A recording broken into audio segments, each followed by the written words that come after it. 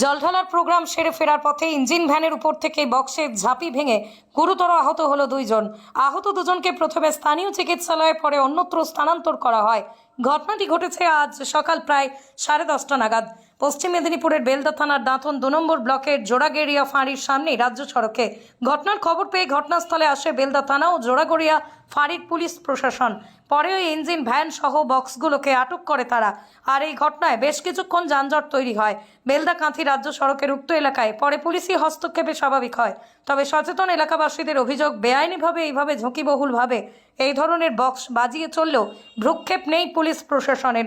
তার প্রমাণ আজ খোদ বেলদা থানার জোড়াগড়িয়া ফাঁড়ি এবং দাঁতন 2 নম্বর প্রশাসনিক ভবনের সামনে ঘটে যাওয়া এই ঘটনা থেকেই প্রমাণ পাওয়া যায়।